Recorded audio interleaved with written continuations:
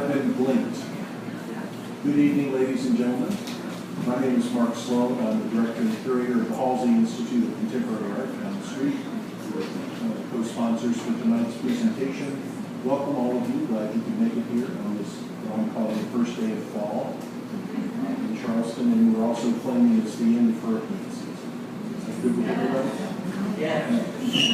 So I welcome you all here for this fantastic evening. I can tell you, you are in for an amazing the original and innovative mixed media performance you're here to see presents poetry like you've never seen it before, combining poetic recitals accompanied by past shadows set in motion, visually projected words, customized sound, and choreographed games. This large screen behind me becomes a central character. It is mirror, window, and screen. Shadow of poets and/or dancers is cast upon the surface, varying in size, quantity, clarity, and gesture. These shadows thus serve as visual instigators, transforming the performer into an artifice set in expressive motion. Blank Page Poetry is the brainchild of Jerome Meadows. In addition to being a very dear, close friend of mine, Jerome has taken this production to several cities so far and shown it and performed this in a variety of settings, theaters, museums, outdoors, etc.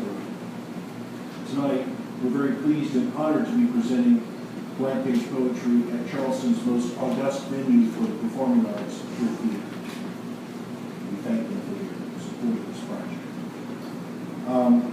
The Blank Page Poetry is designed to be thematically specific to the setting in which it takes place, hence the term mirror of us. So we work with the poets and dancers of this community Jerome lives in Savannah, but came here to work with the poets and dancers of our community to tell our story. The issues that inform each performance were derived with regards to their importance to the local community, and with the help of our own poet laureate Marcus Amaker, Jerome Meadows sent out a call for poems back in the summer. Many of Charleston's area poets responded to his theme of gentrification, displacement, etc. It was a perfect time to do this in conjunction with the first ever free-verse poetry festival, which I hope you will all enjoy as well. One of the things I wanted to mention to you for tonight's performance, there will be several performances or intervals, and please do not clap until the very end. I would like to thank our sponsors for tonight, which include the City of Charleston's Office of Cultural Affairs, the National Endowment for the Arts Big Read Program, the Free Verse Festival, the Charleston County Public Library, Pure Theater, of course, Halsey Institute of Contemporary Art, the Schoolhouse, and Annex Dance Company. Please help me welcome to Charleston Blank Page Poetry.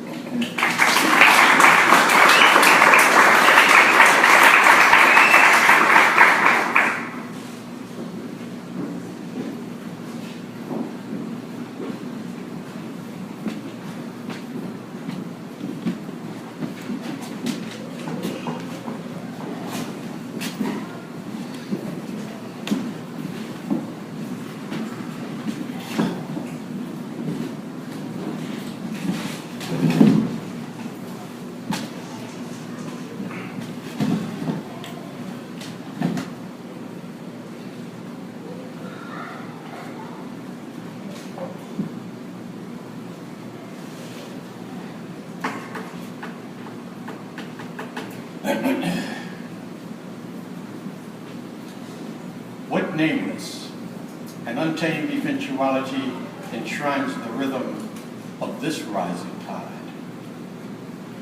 lending lyrics to the dissonance of bygone days, while festooned in a mosaic of diversity exploding into bloom. Yet there are moonstruck moments when the tyranny of the tide begs questions of the ever-shifting identity of the shore, asking, how many long-standing communities have come and gone? Homes filled with loving, now stripped of song. How many names, lives, means, and dreamers placed at the mercy of political demeanors? And how much more misery might our hearts contain? Can our music sustain? Shall we now poetically proclaim in words as well as shadows? And how many voices, including your own, shall it take to imbue these legacies with due respect? We, the inhabitants of this low country living, in order to invoke a more sustainable union, embrace the memories of the heroes been and gone, while exulting in their fury, raging forcefully from across the sea. Hugo, aka Hosea. Matthew, better known as Miridani. Irma, renamed Iona. And Maria consulting with Yemenya, the proxies of a natural disorder. Wave upon wave, the rising tide receding lays bare the raw earth reality of those who initially came to inhabit this land, the Kusabo, among the first to be gentrified out of existence. As century upon century, our needs have declared the self-assigned authority to claim, to inhabit, to rename in denial the homesteads of those who have come before. Dig deep and you will rediscover the striated history of bones and detritus piled layer upon layer, of the toys and joys of previous new beginnings, of the dreams and blood and sweat and sacrifice that once occupied the foundations of these places we knew as home. For therein lies our unambiguous identities, clear-cut as diamonds, compressed through the pressure of needs upon needs disregarded.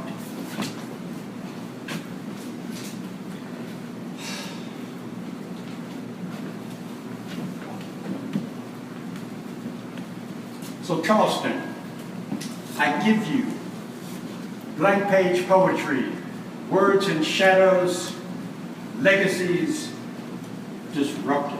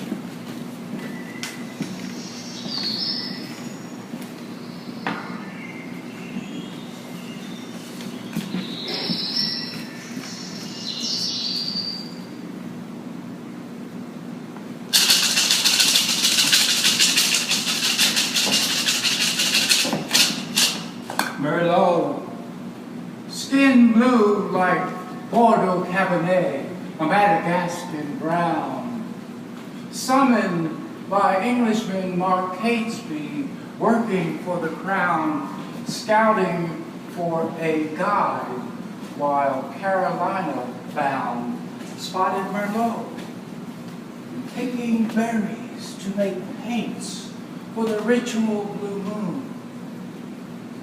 Villages on the Indian Ocean revered night skies in radiant bloom.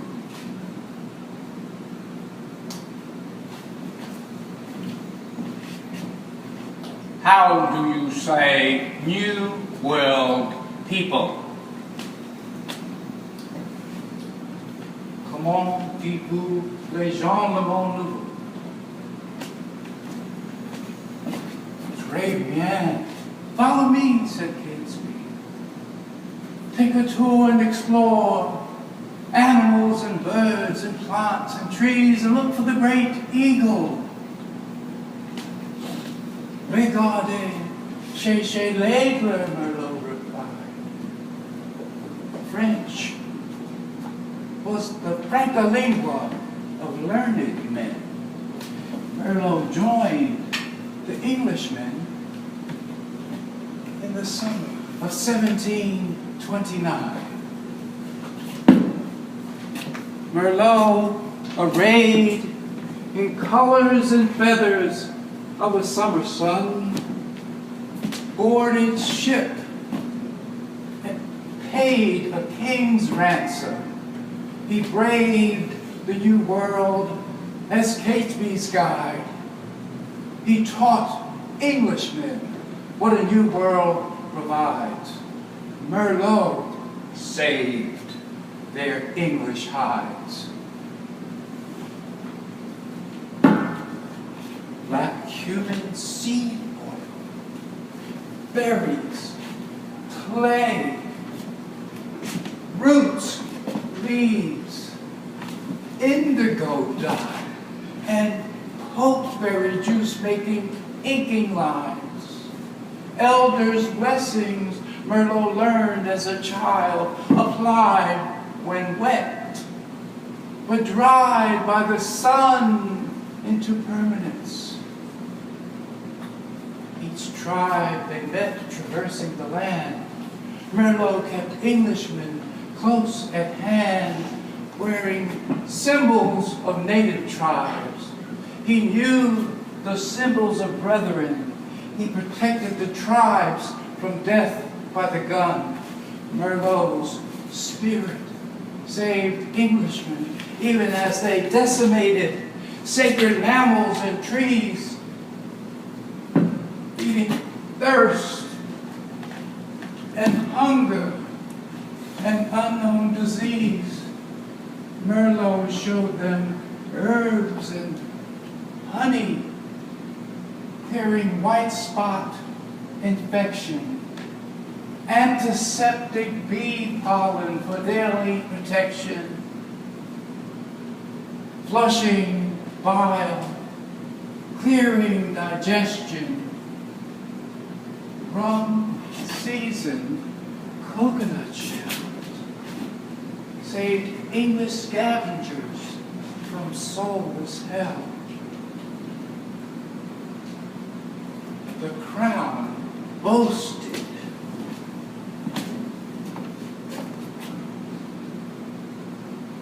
the journals Catesby have wrought, a new world marvels my naturalist sought, illuminated renderings of new world thought.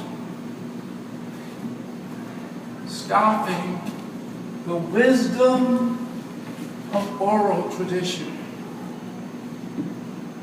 Merlot returned home to his resting place. Cheeks were like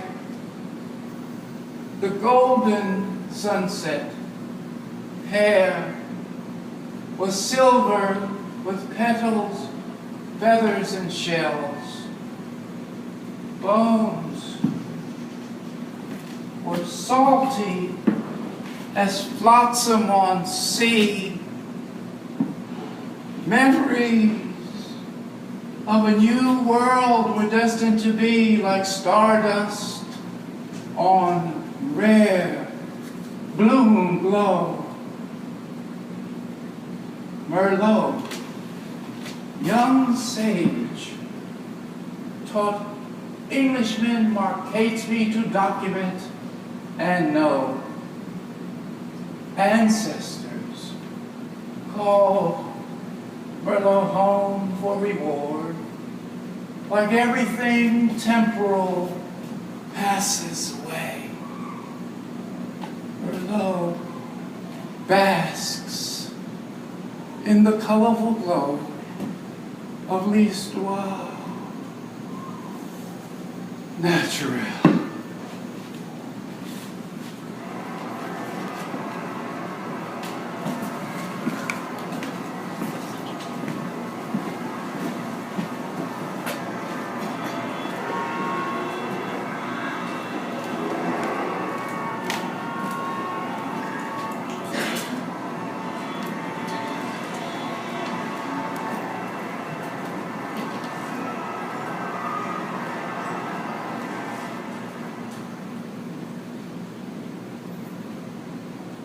Charleston, South Carolina, where church steeples and cranes look over us and multicolored houses house live-in servants, where fast-rising hotels rise above slow-moving clouds that cast floods on the corner of America Street, where parades of one color get one day to celebrate, then hide in the shadows of gentrification, where Gullah cuisine is too expensive for Gullah people, the holy city, where the steady beat of jazz is the beat of our streets and the dialect of the past writes future conversations, where bridges and bike lanes break bread with politics while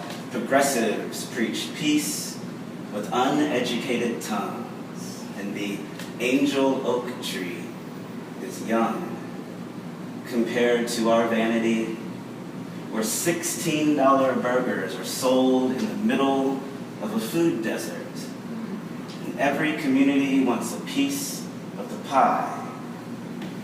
Grandmothers sit on porches, watching us change. The problems of our city remain the same.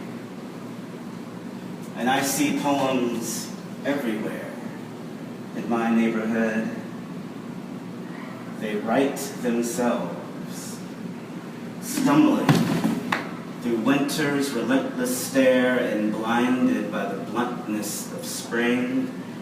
They surround you before you slip into the sweet darkness of a sour night, sorting through a history of scrambled words. I am the tongue-tied baby of the family, the wide-eyed wanderer who finally found a home, walking past the broken-down buildings that hold the streets together and having real conversations with America, admiring her ball gowns down one-way streets, then washing off the doom of her repugnant perfume. I see poems everywhere in my neighborhood. They are the graffiti artists of the sky.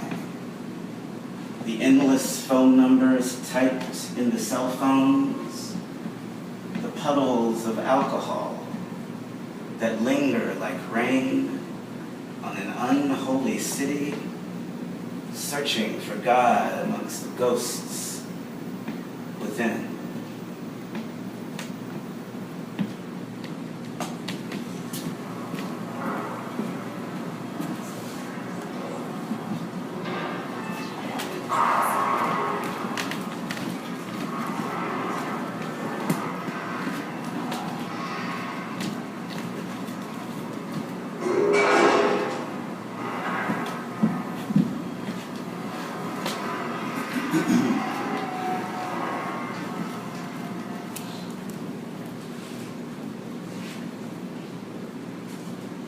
Today, Isaiah, the descendant of a slave, is painting the porch ceiling, sprucing up the pale blue to fool the haints.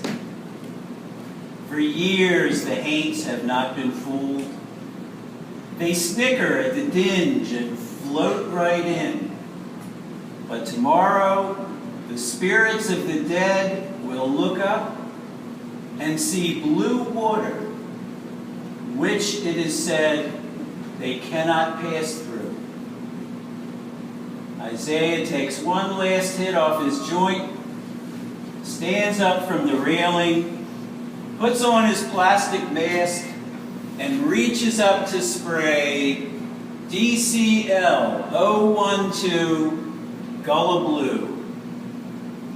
Go somewhere else, we tell the haints. And the man who paints, whose mother grew up down the street, but can't afford to live here now.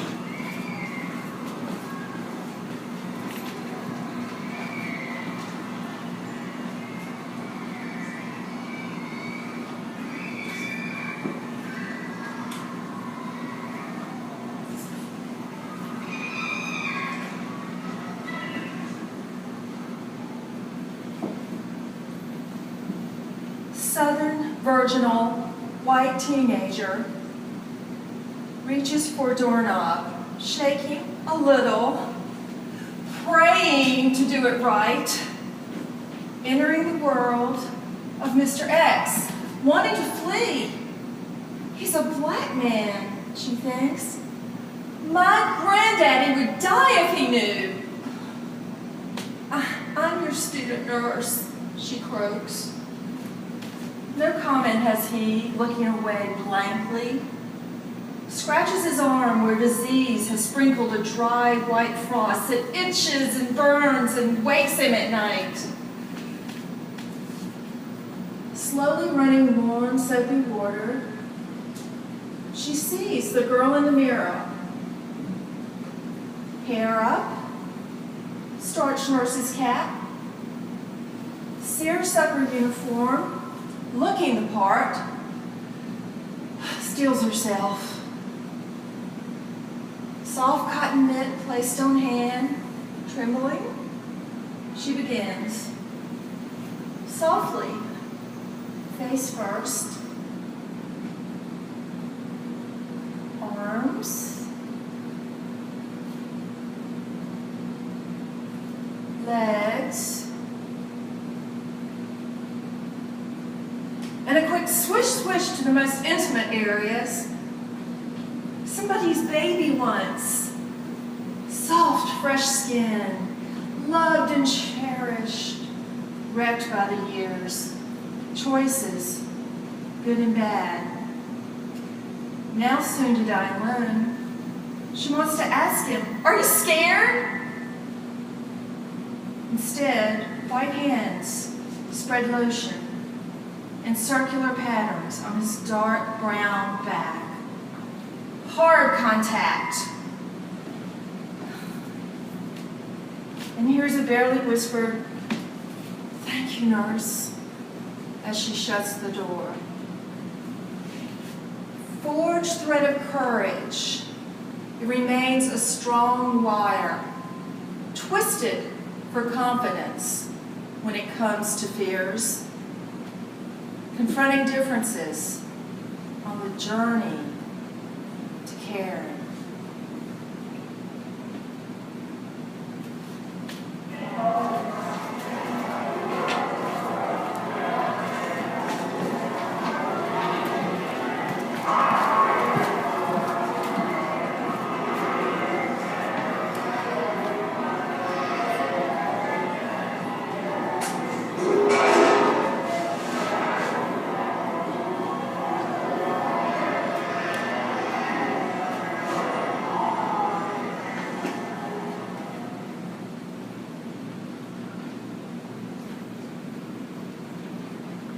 I turn left 1 degree. I hear the news. I know it's close. David Powers, Nicole Watts, Nicole's unborn child, yet to be named. I walk in and I taste the pain, the confusion. Black on white, my family, my people. Sam, Nicole's mother, wants me to read the autopsy with her. He shot her in the womb. He shot her in the womb. Days of funerals. The air is gone.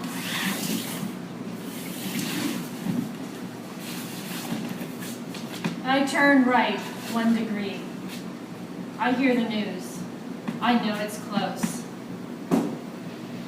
Marie Graham Hurd, Susie Jackson, Ethel Lee Lance, DePayne Middleton Doctor, Clementa C. Pinckney, Tawanza Sanders, Daniel Simmons, Sharonda Coleman Singleton, Myra Thompson. I walk in and I taste the pain, the confusion. White on black, my family, my people. Lamar tells me how Tawanza shielded his Aunt Susie. He shot them in the church. He shot all of them in the church. Days of funerals, the air is gone. Murder, murder. I turn left, I turn right, pools of blood, the same color, black and white. Murder in the first degree. Times 2, 1 degree. Horrific murders in the first degree. Times 2, 1 degree. The pain, the confusion, my family, my people. Make it stop.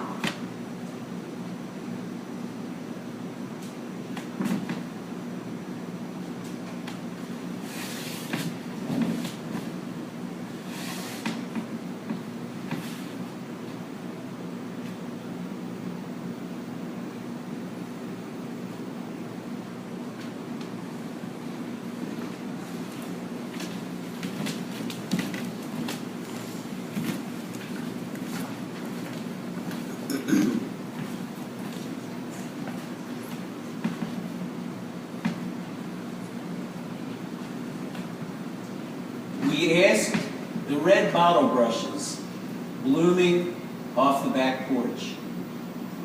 We asked the woman who was singing and writing parking tickets. We asked the colossal white blossoms of the magnolia tree. We asked the cashier named Wilnetta at the Harris Teeter. We asked the cedar waxwings swarming the holly berries. We asked the new baby, Elena Wren Silverman. We asked the hailstones striking west of the Ashley. We asked the oil truck that overturned and blocked I-26. We asked the helicopters circling the neighborhood. We asked the couple holding hands under a maroon umbrella. We asked the 2 mourning doves sitting close on the wire. We asked the cardinal who placed a millet seed in his mate's mouth. We asked the aviator sunglasses forgotten on the porch table. We asked the smudgy smoke from the citronella candle. We asked the blue flowers on the Kleenex box. We asked the juice glass with a decal from a moose hall. We asked the first brown clutch of leaves in the green of the pin oak. We asked the empty hammock on the porch next door. We asked the crow we thought was an eagle until he cawed. We asked the green anole who jumped on a branch and turned brown. We asked the red-tailed hawks whose chick refused to leave the nest. We asked the loquat tree that didn't give us fruit this year. We asked the mutant sunflowers sprouting under the bird feeder. We asked our neighbor whose throat was healing from radiation. We asked the house finch on the sconce with his eye crusted over. We asked the little boy who played dead under the pew. We asked the mockingbird who sang for 5 minutes before starting over.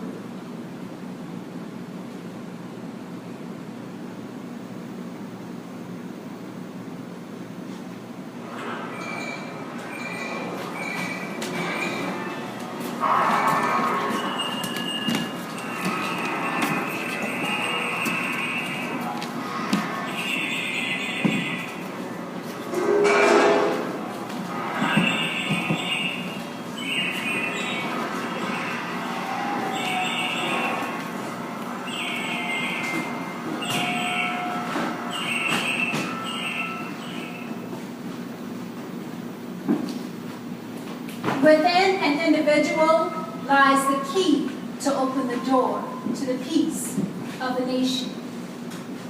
Many of our rooms hold a whirlwind of fear and confusion. Even as we enter each day with an imitation of false pleasantries, the door remains shut. A mask, worn to protect our hidden truths as our representative holds the distaste of daily life in the secret chambers of our hearts. If our soul was revealed and past damaged goods could be removed and reborn to a healthy sense of self, allowing light to seep through and shine as the angels intended us to. When the mask will begin to fall off, then the awakening can produce love. But not before the harsh realities of our wide eyes lose sight of the unseen hate that simmers beneath the flesh, and the wounds can be opened to embracing the pain that affects us all.